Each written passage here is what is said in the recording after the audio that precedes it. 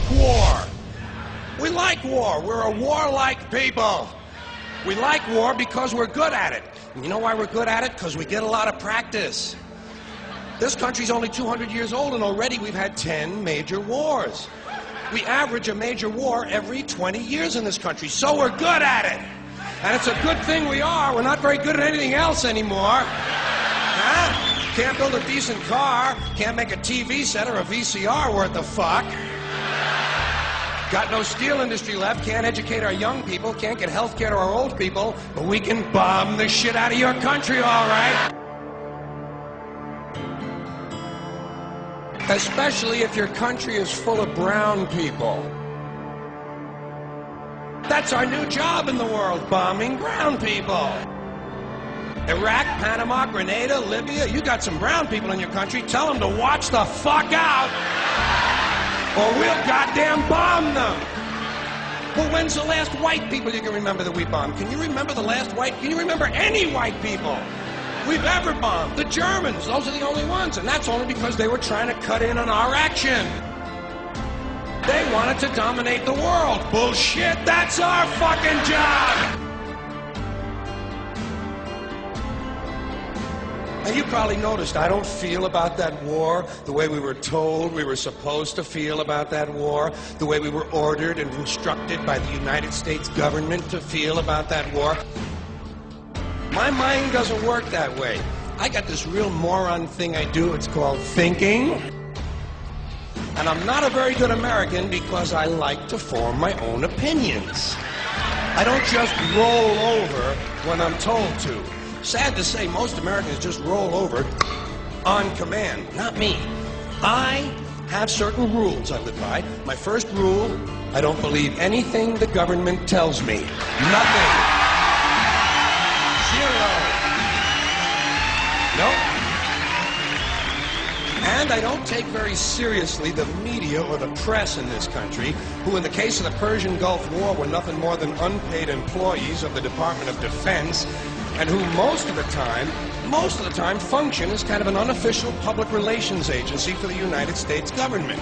So I don't listen to them, I don't really believe in my country, and I gotta tell you folks, I don't get all choked up about yellow ribbons and American flags. I consider them to be symbols, and I leave symbols to the symbol-minded.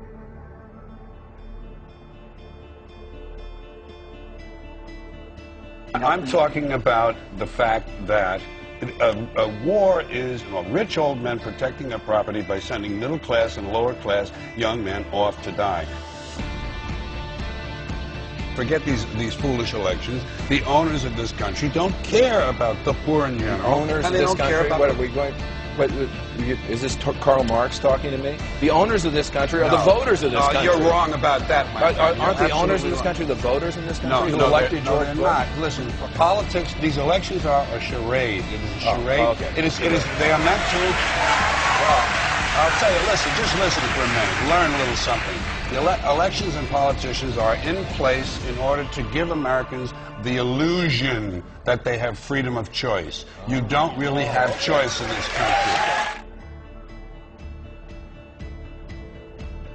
All of the things that are important, reduced in choice. Newspapers in a city, how many? Used to be 3, 4, now it's 1 or 2 that are owned by the same people, and they also own a radio station. Give these people a voting day every year so that they'll have the illusion of meaningless choice.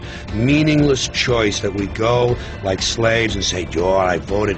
The limits of debate in this country are established before the debate even begins, and everyone else is marginalized. They're made to seem either to be communists or some sort of disloyal person. A kook, there's a word, and now it's conspiracy. See, they've made that something that should not be even entertained for a minute. That powerful people might get together and have a plan. Doesn't happen. You're a kook. You're a conspiracy buff. A conspiracy buff. Not as a result of a conspiracy, but because... You don't need a formal conspiracy. Right. When interests converge, these people went to the same universities and fraternities, they're on the same boards of directors, they're on the same country clubs, they have like interests, they don't need to call a meeting, they know what's good for them, and they're getting it. And there used to be 7 oil companies, there are now 3, it will soon be 2. The things that matter in this country have been reduced in choice. There are 2 political parties, there are a handful of insurance companies, there are about 6 or 7 information things. But if you want a bagel, there are 23 flavors because you have the illusion. You have the illusion of choice. Right. You don't get the real important choice. There's no freedom of choice. That's a great point.